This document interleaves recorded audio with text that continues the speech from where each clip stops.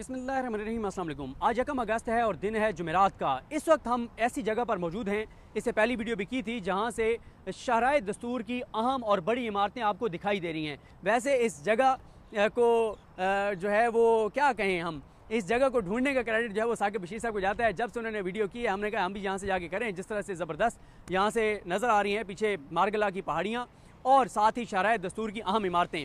देखें, इस वक्त हम जहाँ पर खड़े हैं, मेरे पीछे आपको जो दो बड़ी इमारतें नज़र आ रही हैं वो हैं प्राइम मिनिस्टर ऑफिस और प्राइम मिनिस्टर ऑफिस के साथ सुप्रीम कोर्ट ऑफ पाकिस्तान। और सुप्रीम कोर्ट से अगली जो इमारत है वो पार्लियामेंट की इमारत है। और प्राइम मिनिस्टर ऑफिस जो आपको नज़र आ रहा है, प्राइम मिनिस्टर ऑफिस के बिल्कुल अपोजिट जो है वो इलेक्शन कमीशन ऑफ पाकिस्तान है।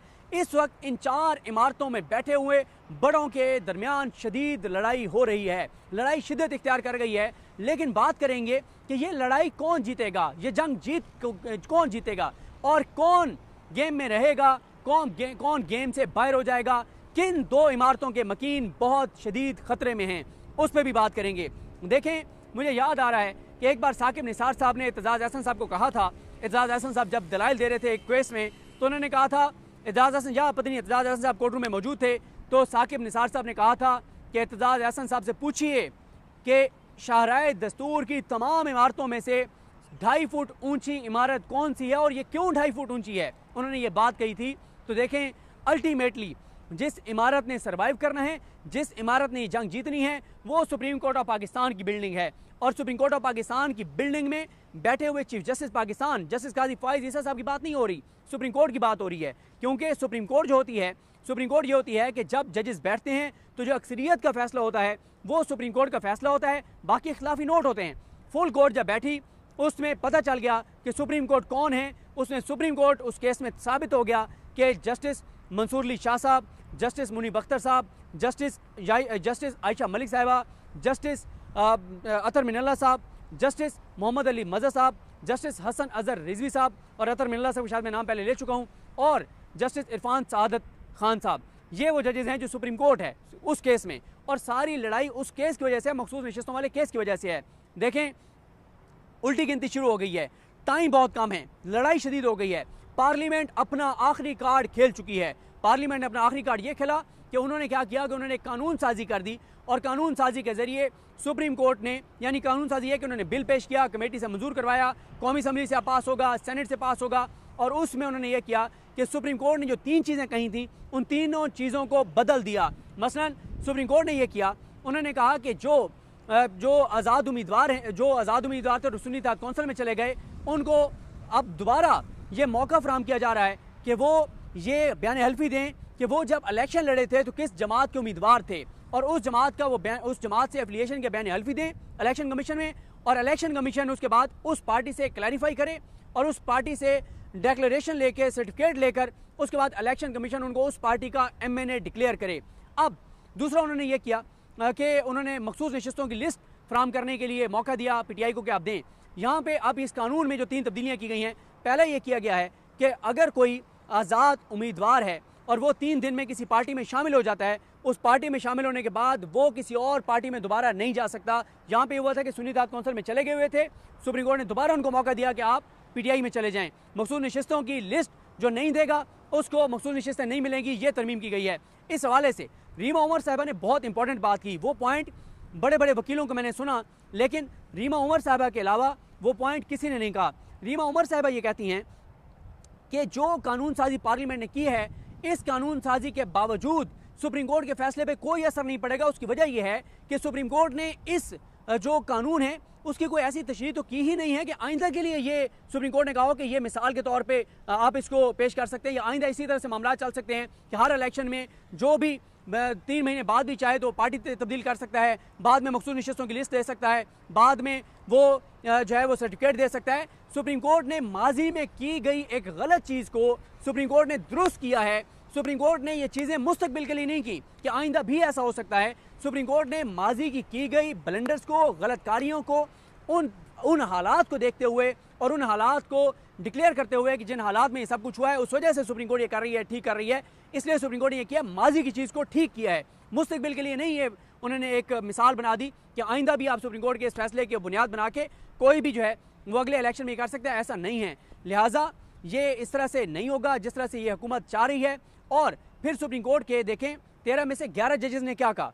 2 जजेस के अलावा 2 जजेस अमीनुद्दीन खान साहब और नईम अख्तर अफगान साहब, इन दो ने कहा कि इलेक्शन कमीशन ने जो किया वो बिल्कुल दुरुस्त किया कि उन्होंने मखसूस नशिस्तें नून लीग और पीपल्स पार्टी MQ में तकसीम कर दी। उन्होंने बिल्कुल दुरुस्त किया है और सुप्रीम कोर्ट की मंशा यही थी कि बल्ले वाले फैसले की कि जब बल्ला छीन लिया गया तो PTI बतौर पॉलिटिकल पार्टी नहीं थी। जब वो बतौर पॉलिटिकल पार्टी नहीं थी तो फिर उनकी जो है वो मखसूस नशिस्तें नहीं है, या उनकी इंटरप्रिटेशन अब तफसीली फैसला आएगा तो वो ये होगी कि क्योंकि PTI ने जो है PTI के लोगों ने इनके PTI के प्रॉपर सर्टिफिकेट जमा नहीं करवाए थे और मखसूस नशिस्तों की लिस्ट जमा नहीं कराई थी, लिहाजा इसलिए इनको मखसूस नशिस्तें नहीं मिल सकती। लेकिन 13 में से 11 जजेस, जिनमें चीफ जस्टिस पाकिस्तान जस्टिस काजी फाइज ईसा भी शामिल हैं, उन्होंने ये कहा कि इलेक्शन कमीशन ने सुप्रीम कोर्ट के 12 जनवरी के फैसले को गलत इंटरप्रेट किया। सुप्रीम कोर्ट ने बल्ला जरूर छीन लिया था काजी फाइज ईसा साहब ने और मुसरत हिलाली साहब वगैरह ने, लेकिन बल्ला छीन जाने से PTI बतौर पॉलिटिकल पार्टी एग्जिस्ट करती थी। जब वो बतौर पॉलिटिकल पार्टी एग्जिस्ट करती थी तो फिर उनके बतौर पॉलिटिकल पार्टी राइट्स मौजूद थे।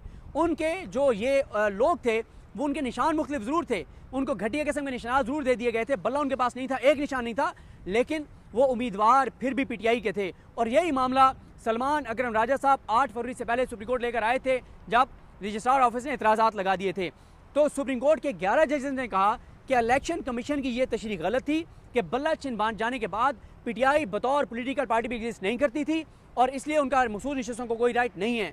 तो अब जितनी इन्होंने कानून साजी की है ये इनके मुंह पे पड़ेगी, इसका कोई असर नहीं होगा। सुप्रीम कोर्ट से बड़ी खबर का इंतजार कीजिए, सुप्रीम कोर्ट से बड़ी खबरें आने वाली हैं और उसकी एक वजह है। सुप्रीम कोर्ट ने जो डेडलाइन दी थी वो वैसे तो डेडलाइन अगर आप वर्किंग डेज काउंट करते हैं तो वो सितंबर में जाके आती है, लेकिन PTI ने एक स्मार्ट मूव की। PTI ने स्मार्ट मूव ये की कि PTI ने डेडलाइन का इंतजार नहीं किया, उन्होंने बर वक्त तमाम बयान हल्फी जमा करवा दिए और बयान हल्फी जमा करवाने के बाद बजाय इसके कि इलेक्शन कमीशन PTI से रब्ता करता कि आप बताएं कि आपके उम्मीदवार थे या नहीं थे, उन्होंने खुद से ही PTI ने सर्टिफिकेट जमा करवा दिया है कि हाँ ये जो 41 लोग जिन्होंने बयान हल्फी जमा करवाए हैं ये हमारे उम्मीदवार थे। अब इलेक्शन कमीशन को अगले 5 दिन 5 रोज बाकी हैं, 5 रोज में इलेक्शन कमीशन को सुप्रीम कोर्ट के फैसले को इम्प्लीमेंट करना है और उनको वेबसाइट पे PTI के लोगों को, PTI के MNAs को डिक्लेयर करना है कि ये PTI के MNAs थे। अगर इलेक्शन कमीशन ऐसा नहीं करेगा तो ये वाज़े तौर पे तौहीन अदालत होगी और इलेक्शन कमीशन बाद में ये नहीं कह सकेगा कि हमने तो दरख्वास्त जमा करवाई थी। ये चीज़ बहुत गले पड़ेगी सिकंदर उस्मान राजा साहब के, इनके हालात वैसे भी ठीक नहीं हैं और ये भी हो सकता है कि अगले 4-5 दिनों में जो है वो तफसीली फैसला जारी हो जाए। और ये भी मैं आपको बता दूँ कि इस तफसीली फैसले के आने के बाद भी बहुत से इस बेंच में 8 जजेस में से 3-4 जजेस जो है वो अपने इजाफी नोट भी लिखेंगे और वो जो जजमेंट आएगी उस जजमेंट पे पूरा 1 महीना प्रोग्राम्स होंगे, टॉक शोज होंगे, सोशल मीडिया पे बात होगी और उसमें जिस तरह से आजकल हसनात मलिक साहब कहते हैं या मतीउल्लाह जान साहब ये बात कहते हैं कि उसमें जब उस तफसीली फैसले में ऐसी चीज़ें लिखी जाएंगी जो सुप्रीम जुडिशल काउंसिल में इलेक्शन कमीशन के खिलाफ, इलेक्शन कमीशन के मेम्बरान के खिलाफ, चीफ इलेक्शन कमिश्नर के खिलाफ वो चीज़ें इस्तेमाल हो सकती हैं, क्योंकि सुप्रीम कोर्ट जिस बुनियाद पे फैसला देगी वो इलेक्शन कमीशन का कंडक्ट होगा और उस हवाले से बहुत कुछ होगा। लिहाजा ये जो 4 इमारतों में लड़ाई है, एक तो सिकंदर उस्मान राजा साहब तो मैटर ही नहीं करते ना, वो बड़े छोटे मोटे मोरे हैं, बड़े हाथियों की लड़ाई है। देखें इस वक्त मैं समझता हूँ कि सुप्रीम को इस शराय दस्तूर के 2 मकीनों के ओहदे जो हैं वो ख़तरे में हैं। 4 इमारतों के दरमियान ये लड़ाई है। देखें शहबाज शरीफ साहब को मसला ये है कि शहबाज शरीफ साहब और काजी फाइज़ साहब वो दोनों एक दूसरे पर डिपेंडेंट हैं। शहबाज शरीफ ये समझते हैं कि अगर हम काजी फाइज़ साहब को एक्सटेंशन देंगे तो ये निज़ाम बरकरार रहेगा, ये हुकूमत बरकरार रहेगी और उसके लिए चाहिए मखसूस नशिस्तें नून लीग और पीपल्स पार्टी को। दूसरा यह है कि अगर काजी साहब नहीं रहेंगे फिर शहबाज शरीफ की हुकूमत भी नहीं रहेगी। ये बात खुद ख्वाजा आसिफ ये कह चुके हैं 3 बार। कल रात को भी उन्होंने शाहजेब खानजादा के प्रोग्राम में कही कि अगर 26 अक्टूबर को काजी फाइज़ साहब घर चले गए तो मंसूर अली शाह साहब आते ही इलेक्शन का मामला टेकअप करेंगे और इस हुकूमत को घर भेज दिया जाएगा, जो कि वो गलत कह रहे हैं। अच्छा, एक तो वो गलत इसलिए कह रहे हैं, एक तो पहली बात तो है कि एक तरह से वो दुरुस्त भी कह रहे हैं कि काजी साहब के जाते ही हुकूमत गिर जाएगी। वो दुरुस्त इसलिए कह रहे हैं कि उनको पता है कि हम सब जाली फॉर्म 47 के जरिए जीते हुए हैं और इन फॉर्म 47 की बका के जामन जो है वो काजी फाइज़ ईसा हैं। जैसे ही काजी साहब जाएंगे तो एक लम्हे के लिए हम फर्ज करते हैं कि मंसूर अली शाह साहब चीफ जस्टिस पाकिस्तान बन गए हैं। ऐसा नहीं है कि वो इस हुकूमत को घर भेज देंगे। वो सिंपल ये करेंगे कि कानून ये कहता है कि 180 दिन में इलेक्शन पिटीशन का फैसला होना था, अब जो है वो उससे ज़्यादा टाइम गुजर चुका है। हम लाहौर हाई कोर्ट समेत तमाम ट्रिब्यूनल्स को ये डायरेक्शन देते हैं कि 1 माह में इलेक्शन पिटीशन का फैसला करें। 180 इलेक्शन पटिशंस हैं। जब 180 इलेक्शन पटिशंस का फैसला होगा तो ये हुकूमत वैसे ही घर चली जाएगी। तो ये बात एक तरह से ख्वाजा आसिफ ठीक कह रहे हैं कि काजी फाइज ईसा साहब के जाते ही ये हुकूमत घर चली जाएगी, लेकिन काजी साहब को इस वक्त बचाना इस हुकूमत के लिए बहुत मुश्किल होता चला जा रहा है, क्योंकि मखसूस नशिस्तों के मामले में जो आखिरी कार्ड खेला था उन्होंने, वो आखिरी कार्ड मेरा ख्याल है कि वो आखिरी कार्ड गलत खेल बैठे हैं। वो जो कानून साजी उन्होंने की है वो गलत है, उसका इसके ऊपर इम्प्लीमेंट नहीं हो सकती, असरअंदाज नहीं हो सकती। अब होगा ये कि ऑप्शंस क्या हैं। पहला ये है कि सुप्रीम कोर्ट तफसीली फैसला जारी कर दे, उसमें चीज़ें क्लैरिफाई हो जाएं। दूसरा यह है कि जजेस चैम्बर में उनको बता दें कि क्या कर रहे हैं। तीसरा यह है कि ये सारा मामला सुप्रीम कोर्ट में चैलेंज हो जाए, जजेस बैठ के फैसला कर दें। लेकिन एक बात तो तय है कि सुप्रीम कोर्ट अपने इस फैसले पे इंप्लीमेंट करवाएगी। फ्यूचर के 5 चीफ जस्टिस की साख का मामला है, उनकी क्रेडिबिलिटी का मामला है कि उनके फैसले को इलेक्शन कमीशन इस तरह से जूते की नोक पर रख सकता है या नहीं रख सकता। और दूसरा उनका ये है कि जनाब ये तो कल को सुप्रीम कोर्ट कोई भी फैसला देगी और उसको जो है पार्लियामेंट बैठ के कानून साजी करके और उड़ा देगी। और इस हवाले से जो रीमा उमर साहब ने बात की, इससे पहले बैरिस्टर साद रसूल साहब और फैसल चौधरी साहब ने भी यही बात कही थी, एक पॉइंट, और वो ये था कि जब भी सुप्रीम कोर्ट आइन के किसी शिक की तशरीह कर देती है, फिर आप सिंपल कानून साजी के ज़रिए उस चीज़ को गैर मौसर नहीं कर सकते। आइन की जब सुप्रीम कोर्ट तशरीह कर देती है, फिर आपको आइनी तरमीम करनी पड़ेगी। और यहाँ पे सुप्रीम कोर्ट जो है वो इलेक्शन एक्ट की तशरीह करने नहीं बैठी थी।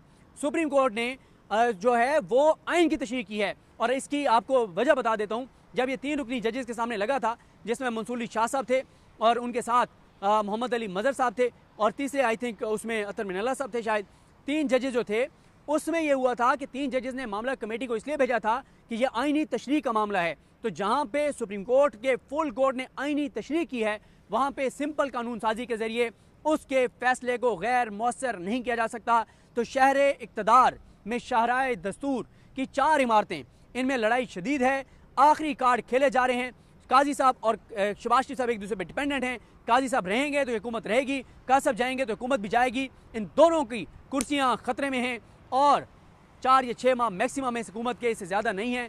मैं बता चुका हूँ कि 27 अगस्त तक इमरान खान साहब की रिहाई के हवाले से फाइनल हो जाएगा कि कब वो बाहर आ रहे हैं। उससे पहले भी कोई बड़ा किसी अदालत से फैसला आ सकता है, लेकिन ये इस वक्त सूरत हाल है।